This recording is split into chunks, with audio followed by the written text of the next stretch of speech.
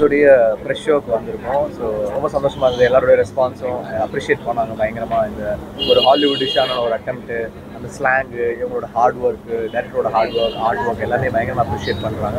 So I'm really thankful இந்த ரெஸ்பான்ஸுக்கு. ஏன்னா எங்களோட ஃபர்ஸ்ட் ப்ரொடக்ஷன் கிங்ஸ்டன் வந்து ஒரு ரொம்ப ஆம்பிஷியஸான ஃபிலிம். ஒரு ரெகுலர் கமர்ஷியல் ஸ்க்ரீன் பிளே உள்ள ஃபிலிம் கிடையாது. It's something very different.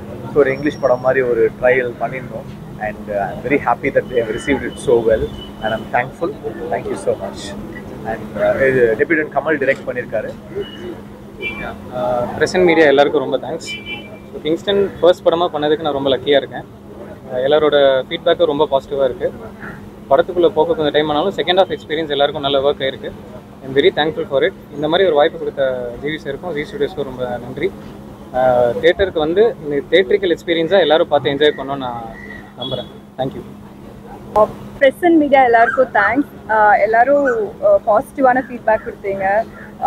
பயங்கர பாசிட்டிவாக ஃபீல் பண்ணுறோம் நாங்கள் எல்லாம். We are very grateful. கண்டிப்பாக இது வந்து தியேட்டரில் பார்க்கக்கூடிய படம். நீங்கள் தியேட்டரில் போய் பாருங்கள், அதோட எக்ஸ்பீரியன்ஸே வேறு மாதிரி இருக்கும். And yeah, we are very grateful for the positive feedback. Thank you.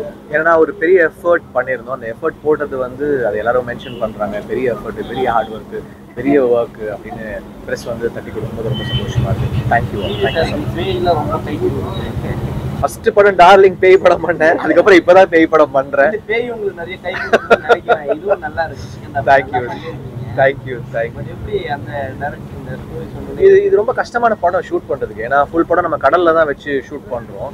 அதை வந்து பிளேஸ் பண்ணி இது எல்லாத்தையும் கிரியேட் பண்ணி இந்த வேர்ல்டு கிரியேட் பண்ணுறதே எங்களுக்கு ஒரு வருஷம் 3 மாதம் ஆச்சு. இதை நாங்கள் வந்து ரெடி பண்ணி எடுத்துகிட்டு வர்றதுக்கு.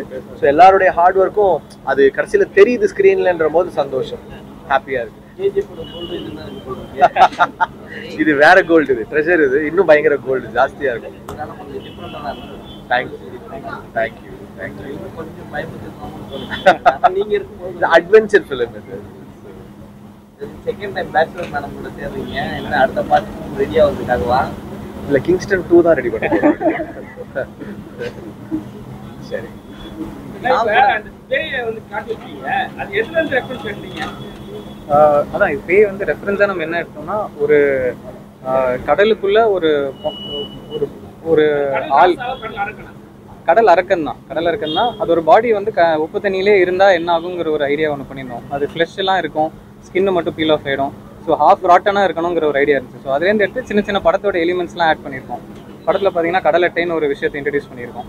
ஸோ அது கொஞ்சம் அங்கங்கே வரும், போன்ஸ் கொஞ்சம் தெரியும். ஸோ அந்த மாதிரி இந்த லேண்ட்ஸ்கேப்பில் ஒரு ஹாஃப் ராட்டன் கிரீச்சர் இருந்தால் எப்படி இருக்குங்கிறது தான் டிசைன். ஆனால் வந்து அது வந்து மக்களால் மூட நம்பிக்கையாக சொல்றீங்களா, இல்லை வந்து அது கடல் அரக்கனுக்காக? அதான் அது மூட நம்பிக்கை தான் அதோட பேஸு. அது சொல்ல வந்த கருத்தும் என்னன்னா, நம்ம சொசைட்டியாகவும் தப்புன்னு தான் சொல்றோம். ஆமாம், சொசைட்டியாகவும் நம்ம வந்து ஏதாவது ஒரு பிரச்சனையாச்சுன்னா முதல்ல அந்த பெண் சமூகத்தை ஈஸியாக அட்டாக் பண்ணிடுறோம், இல்லை அவங்கள ரிஸ்ட்ரிக்ட் பண்ணிடுறோங்கிறது தான் இந்த லேயரில் மீன் பண்ண ட்ரை பண்ணுறது. நம்ம ஊருக்கு ஏதோ பிரச்சனை அப்படின்னா கூட சம்மந்தமே இல்லாமல் இப்படி ஒரு விஷயத்த பண்ணுறாங்க. அது ஒரு மூட நம்பிக்கை வரும். ஒரு கிராமத்தில் ஒரு 40 வருஷமாக ஒரு பிரச்சனை இருக்குது அப்படின்னா அதை சரி பண்ணுறதுக்கு அவங்க என்னென்ன பண்ண முடியுமோ பண்ணுவாங்க. அதில் இது மூட நம்பிக்கையில் இது ஒன்று, அது தப்புன்னு தான் நம்ம சொல்கிறோம்.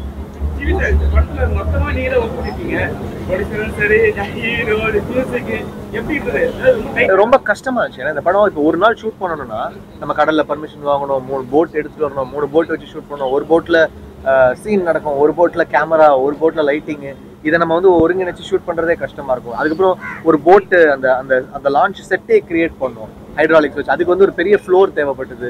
அது மாதிரி ஃபுல்லாவே வி நீடட் ஒரு பெரிய சோர்ஸ் தேவைப்பட்டது, ஒரு பெரிய உழைப்பு தேவைப்பட்டது. எல்லாருமே ரொம்ப ஹார்ட் ஒர்க் போட்டு உழைச்சிருக்காங்க. எல்லாருமே ஸ்டண்ட் மாஸ்டர், கேமராமேன், ஆர்டிஸ்ட். ஸ்டார்டிங்ல வந்து சொல்லிருக்கீங்க படிச்சு முன்னேறிக்கலாம் அப்படிங்கிற, படிக்காம நீ முன்னேறிக்கலாம், படிச்சு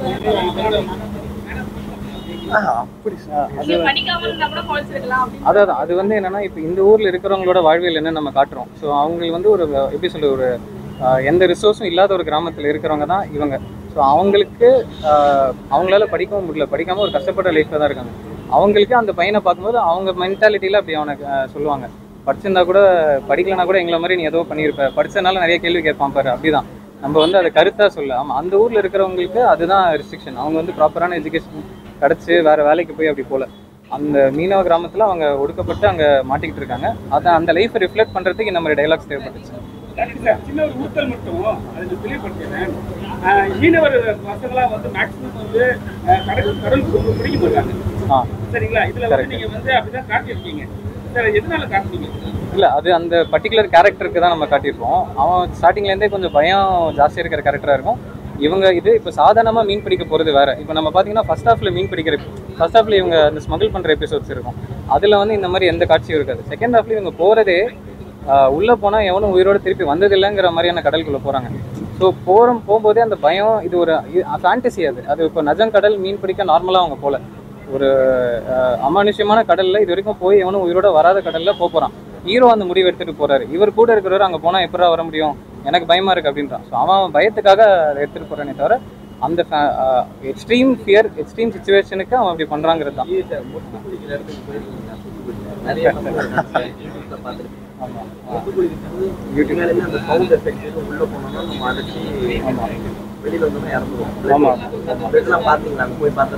இல்ல அங்க போல கடல்ல ஒர்க் பண்ணோம், பட் சேஃபா தான் பண்ணோம்.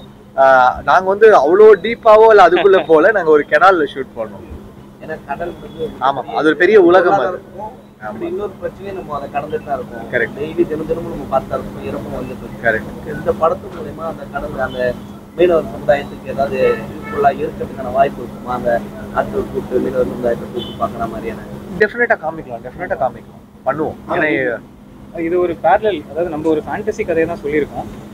ஆனால் இதில் நம்ம என்ன சொல்ல வரோம்னா, ஒரு மீனவ கம்யூனிட்டியில் அவங்க நார்மலாக மீன் பிடிச்சிட்டு போயிட்டு வர அந்த ஜேர்னியே அவ்வளோ பெரிய அட்வென்ச்சர். ஆக்சுவலாக நம்ம வந்து அதுக்கு மேலே அந்த கடலில் போய் இருந்தால் எப்படின்னு நம்ம ஒரு ஐடியா பண்ணியிருக்கோமே தவிர, அவங்களோட டே டு டே லைஃப்பில் இருக்கிற அட்வென்ச்சர் தான் நம்மளுக்கு ஃபேசினேஷனாக இருக்குது. அதே மாதிரி இந்த கடலட்டுங்கிற மேட்ரு இதெல்லாமே நம்மளுக்கு புதுசாக இருக்குது, பட் அவங்களோட வாழ்வியலில் ஒன்றா இருக்கிற விஷயம்.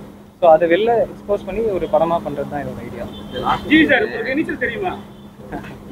அங்க வந்து கண்டிப்பா நீங்க தான் பாத்தீங்களே ஷார்ட்ல ஃபுல்லா முங்கு நீச்சல் அடிச்சிட்டு இருக்காரு, அண்டர் வாட்டர்ல போயிட்டு இருக்காரு. நீச்சல் தெரியும்.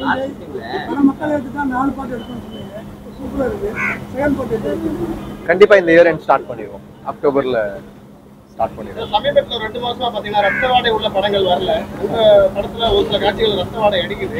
அது ஒரு பீரியட் சீக்வன்ஸ். அது ஏன்னா அந்த ஏன் இப்படி ஒரு பிளாஷ்பேக், ஏன் இந்த கடலுக்கு இப்படி ஆச்சுன்னும் போது ஒரு ரொம்ப ஸ்ட்ராங்கான ஒரு பிளாஷ்பேக் தேவைப்பட்டது. அது வந்து அந்த ஒரு கேங்ஸ்டர் ஏரியா வந்து சொல்லியிருக்கோம். ஆனா மெயின் பிளட் ஷெட் வந்து கிடையாது. அது வந்து இந்த பிளாஷ்பேக்ல வர ஒரு போர்ஷன் அப்படி இருக்கும். இல்ல அதான் என்னன்னா கிரீடுங்கிறது தான் சார். பேய் எப்படி வேணா கொலை பண்ணும் சார். நீங்க நமக்கு எப்படி தெரியும் பேய் எப்படி கொலை பண்ணுன்னு?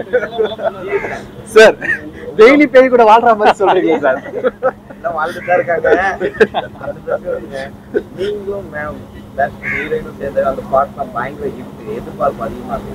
அந்த அளவுக்கு இந்த படம் ராசா ராசா வந்து ஆல்ரெடி தெரிக்க விட்டுட்டு இருக்கு. ஆல்ரெடி டாப்ல இருக்குது. நம்பர் 3 நம்பர் 2ல இருக்குது. அந்த பழைய சாங் வேற லெவல்ல இருந்துது. இல்ல இப்ப பாருங்க ராசா ராசா எஃப்எம் தெரிக்க விட்டுட்டு இருக்கு. ஒரு சீன் பாத்தீங்கன்னா ஒரு திகில் சார். இல்ல உட்கார்ந்த பல பேருக்கு வந்து பயத்தை போட்டுச்சு. உண்மையிலே வந்து ஹார்ட் பேஷண்ட்லாம் கொஞ்சம் மிரண்டுவாங்கன்னு நினைக்கிறேன். அந்த சீன் வந்து உண்மையிலே கற்பனை கூட எல்லாரும் நினைக்கிறேன். பயத்தை போட்டு நிறைய பேர் மிரண்டாங்க. ஆமா அது அந்த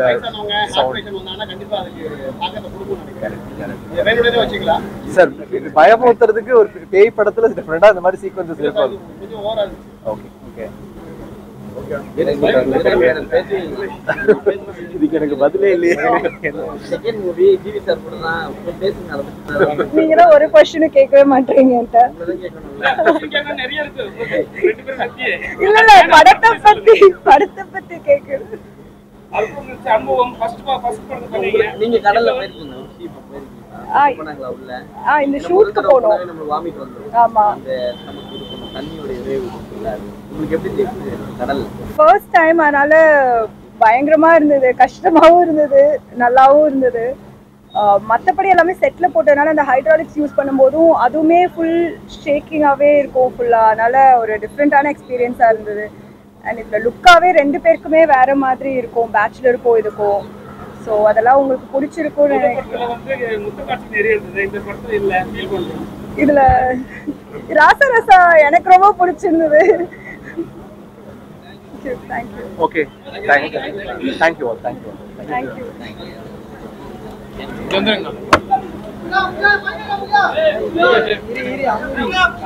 கேரளா